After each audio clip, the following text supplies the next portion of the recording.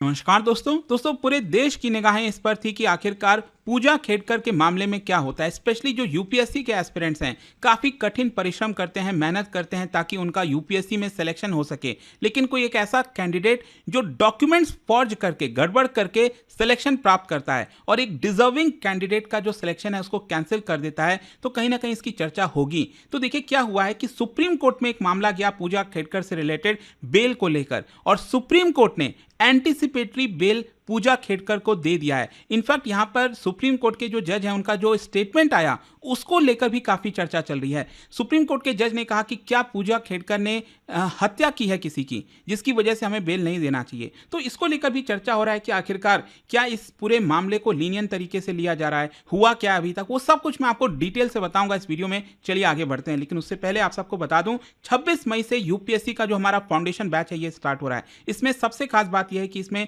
Prelims, mains, interview सब कुछ की कंप्लीट प्रिपरेशन कराई जाती है। इसके अलावा बुक्स का पूरा सेट आपके घर भेजा जाता है, एक पर्सनल मेंटर आपको मिलता है ताकि जो यूपीएससी का एग्जाम है आप उसको सही तरीके से और सच्चाई के साथ क्लियर कर सकें। पूजा खेडकर जैसे फॉर्जरी के जो डॉक्यूमेंट्स वगैरह हैं वो आपको अटैच ना करना पड़े। खैर जो भी है, यहां पर हम शुरुआत करते हैं। देखिए सुप्रीम कोर्ट ने आज जो है एंटीसिपेटरी बेल दे दिया। एंटीसिपेटरी बेल का सिंपल अर्थ ये होता है कि अगर पुलिस अरेस्ट करने आती है पूजा खेडकर को तो वो अरेस्ट ना करे। और आपको बता दूं कि ये आईएएस ऑफिसर रह चुकी हैं इसलिए क्योंकि यूपीएससी ने ऑलरेडी इनका जो सिलेक्शन है वो कैंसिल कर दिया है। और इनके ऊपर आरोप ये था कि बेसिकली उन्होंने जो डॉक्यूमेंट्स हैं उसको फॉर्ज किया है और मिसयूज किया है रिजर्वेशन बेनिफिट्स को, ताकि 2022 का उनका जो सिलेक्शन था, क्वालिफिकेशन था, वो यहां पर कर सकें। तो देखिए इसका थोड़ा सा बैकग्राउंड समझ लेते हैं।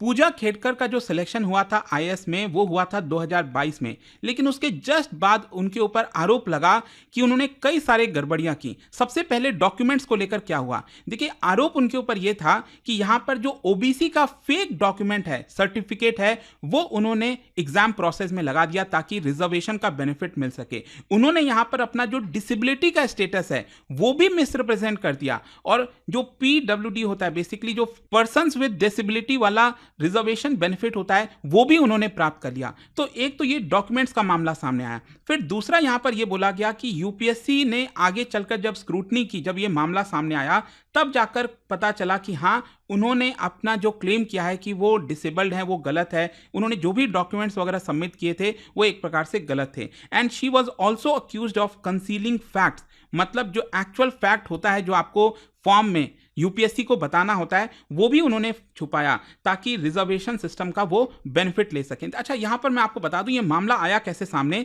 पुणे से उनका ट्रांसफर हुआ था, उनकी पोस्टिंग महाराष्ट्र में हुई थी, महाराष्ट्र कैडर में, और पहली पोस्टिंग उनकी पुणे में हुई और वहां से उनको शिफ्ट कर दिया गया Washim.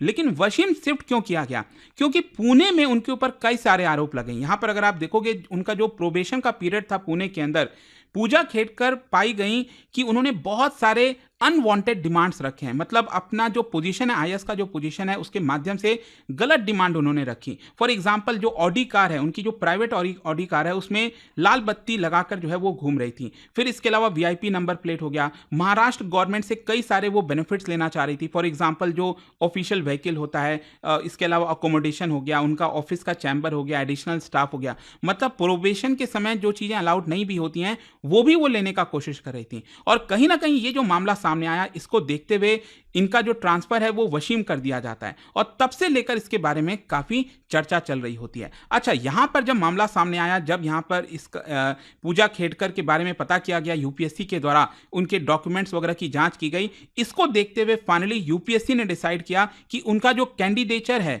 As a UPSC aspirant, मतलब जो सिलेक्शन उनका हुआ है वो एक प्रकार से कैंसिल कर दिया जाए। साथ ही साथ यूपीएससी ने यह भी किया कि परमानेंटली वो कभी भी यूपीएससी के एग्जाम में आगे फ्यूचर में नहीं बैठ सकेंगी। तो ये दो चीज यहां पर यूपीएससी के द्वारा की गई है। लेकिन ऑब्वियस सी बात है, ये जो चीजें हुई हैं यहां पर, जिस तरह से उनके द्वारा किया गया, इसको लेकर केस चलेगा, पुलिस इन्वेस्टिगेशन कर रही है। तो यहां पर क्या है ना कि मामला सुप्रीम कोर्ट क्यों गया, क्योंकि दिल्ली हाई कोर्ट में पहले वो गई थी और एंटीसिपेटरी बेल लेना चाह रही थी ताकि उनको अरेस्ट ना किया जाए। लेकिन दिल्ली हाई कोर्ट ने उनका एंटीसिपेटरी बेल कैंसिल कर दिया, डिनाई कर दिया कि नहीं वो नहीं दिया जाएगा, और कहा गया कि जो चार्जेस हैं वो काफी सीरियस हैं और नॉन कोऑपरेशन कर सकती हैं वो अथॉरिटीज के साथ, इसकी वजह से उनको बेल नहीं मिलना चाहिए। लेकिन ये मामले को लेकर वो चली गई सुप्रीम कोर्ट में, और सुप्रीम कोर्ट के 2 जजों के द्वारा सुनवाई की गई। एक है जस्टिस बीवी नागरत्ना और जस्टिस सतीश चंद्र शर्मा। और देखिए सुप्रीम कोर्ट का क्या ऑब्जर्वेशन है।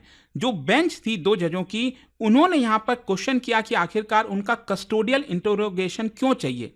मतलब कि ये मामला जो है वो बिना उनके कस्टोडियल इंटरोगेशन के, मतलब बिना जेल में जाकर उनका इंटरोगेशन किए भी मामला सुलझ सकता है, तो उसकी कोई जरूरत नहीं है। इनफैक्ट जो जस्टिस नागरत्ना है उन्होंने ये रिमार्क पास किया, what is the grave crime she has committed, she is not a drug lord और अ टेररिस्ट। वो कोई आतंकवादी तो है नहीं, ना तो कोई ड्रग लॉर्ड है, ना तो उन्होंने किसी का मर्डर किया है, she is not an NDPS offender.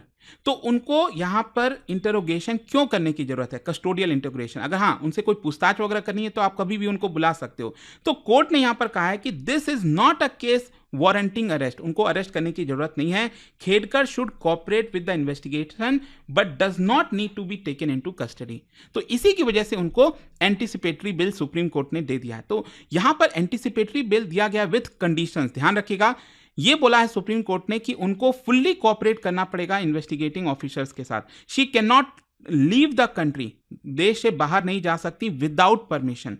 She must be available for questioning when called by investigating agency. तो ये कुछ 2-3 कंडीशंस यहां पर सुप्रीम कोर्ट ने रखी हैं कि वो देश के बाहर नहीं जा सकती, उनको फुल्ली कोऑपरेट करना पड़ेगा, लेकिन हाँ उनको जेल में डालने की जरूरत नहीं है। बेसिकली ये मामला हुआ है। अच्छा, इसका लीगल और सोशल इंप्लीकेशन क्या होगा, इसका इंपैक्ट क्या है। अगर हम लीगल पर्सपेक्टिव से देखें तो देखो एक बहुत बड़ा टेस्ट था कि यहां पर जो व्हाइट कॉलर क्राइम होता है, फॉर एग्जाम्पल जैसे इन्होंने किया है कि गलत डॉक्यूमेंट सबमिट किया और सिलेक्शन ले लिया, तो उस केस में क्या होता है बेसिकली, क्योंकि इस तरह का मामला अभी तक सामने आया नहीं। मतलब मामला होते थे लेकिन सुप्रीम कोर्ट तक मामला पहुंचना, इस तरह की चीजें शायद नहीं हो पाई थी। तो कहीं ना कहीं ये भी देखना था कि आखिरकार सुप्रीम कोर्ट क्या करती है इसमें। और इसके अलावा एक और प्रिंसिपल सामने निकल कर आया कि इस तरह की जो चीजें होती हैं उसमें आपको इंटरोगेशन की जरूरत नहीं है, कस्टोडियल इंटरोगेशन की जरूरत नहीं है। बाकी आप बिना अरेस्ट किए भी ये पूरी जो जांच है वो कर सकते हैं।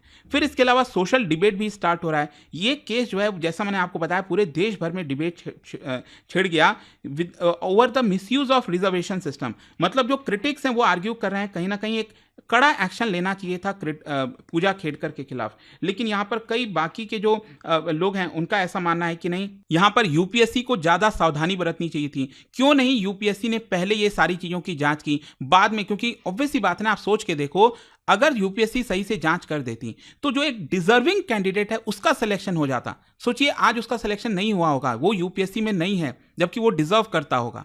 तो आप समझ रहे हो, तो ये दोनों आर्गुमेंट्स यहां पर सामने आ रहे हैं। खैर इसका यूपीएससी और फ्यूचर कैंडिडेट्स के ऊपर क्या इंपैक्ट है, देखो हो सकता है कि यहां से आगे चलकर यूपीएससी अपना जो वेरिफिकेशन प्रोसेस है वो और ज्यादा टाइट कर दे, specially for reserve category candidate जो रिजर्वेशन का फायदा लेना चाहते हैं। और जो केस है वो कहीं ना कहीं एक प्रकार का आपको सिंबल छोड़कर जाएगा कि जो फ्यूचर एस्पिरेंट्स हैं जो यूपीएससी की तैयारी कर रहे हैं वो इस तरह का माध्यम ना अपनाएं। हो सकता है कि स्टार्टिंग में उनका इस तरह का सक्सेस मिल जाए, लेकिन आगे चलकर कहीं ना कहीं वो पकड़ाएंगे, बदनामी तो होगी, लेकिन पूरा का पूरा जो फ्यूचर है वो उनका डार्क में चला जाएगा। तो ये एक बड़ा इंपैक्ट है। देखते हैं इसको लेकर आगे क्या होता है। अभी तो क्या है कि केस वगैरह होना है, मामले की सुनवाई होगी, क्या उनको कोई सजा मिलती है, क्या होता है, फाइन दिया जाता है, डिपेंड करता है। बाकी आपका क्या सोचना है, let me know in the comment section. और जाने से पहले एक इंटरेस्टिंग क्वेश्चन आप सभी के लिए, क्या बता सकते हो हमारे संविधान के अंदर कौन सा आर्टिकल के अंदर यह कहा गया है regarding reservation for OBC in central service. ठीक है, कौन से आर्टिकल में आपको ये मिलेगा हमारे संविधान में। इसका राइट आंसर आप सब जानते हैं, मेरे इंस्टाग्राम पर तो मिलेगा ही, वहां पर अगर आप नहीं हो कोई बात नहीं, टेलीग्राम से ले सकते हैं इसका सही उत्तर। और मैं कई सारे जो एमसीक्यूज हैं वो यहाँ पर स्टोरीज में डालता रहता हूँ। दोस्तों चाहे आप यूपीएससी की तैयारी शुरू कर रहे हो या फिर प्लान बना रहे हो, मेरे पास है एक जबरदस्त अपॉर्चुनिटी, स्टडी आईक्यू का यूपीएससी फाउंडेशन कोर्स। सोचिए एक ऐसा ऑल इन वन प्रोग्राम जहां मिलेगा आपको सॉलिड तैयारी, 1000+ आवर्स की लाइव क्लासेस टॉप एजुकेटर्स के साथ, personalised mentorship, handwritten notes और पीआरपी एमआरपी जैसे फोकस्ड रिवीजन मॉड्यूल्स। स्कॉलरशिप भी हैं दोस्तों, प्रीलिम्स क्लियर करो, पूरा फीस रिफंड लो। हर मंथ टॉप परफॉर्मर्स को मिलेंगे 11,000 रुपीज के cash reward. Economically weaker students के लिए है उड़ान स्कॉलरशिप, ताकि पैसा कभी रुकावट ना बने। गोल्ड, प्लैटिनम या डायमंड, जो प्लान आपके लिए बेस्ट हो उसे चूज कीजिए। और सबसे खास बात, आपको गाइड करेंगे खुद x secretary Anil Swarup sir, जिन्होंने यूपीएससी सिस्टम को अंदर से देखा है। स्टडी आईक्यू पर भरोसा किया है 2 करोड़ से ज्यादा इंडियंस ने, और अब आपका नंबर है यूपीएससी फाउंडेशन कोर्स के साथ अपना आईएएस ड्रीम सर्च करने का। अब करना क्या है, बस स्टडी आईक्यू के ऐप पर जाइए या फिर कमेंट सेक्शन में दिए गए लिंक पर क्लिक करिए, यूपीएससी फाउंडेशन कोर्स ढूंढिए। बाय नाउ पर क्लिक करने के बाद डिस्काउंट कोड के सेक्शन में लिखिए ANKITLIVE अंकित लाइव और पाइए सबसे lowest price. Your IAS journey starts now.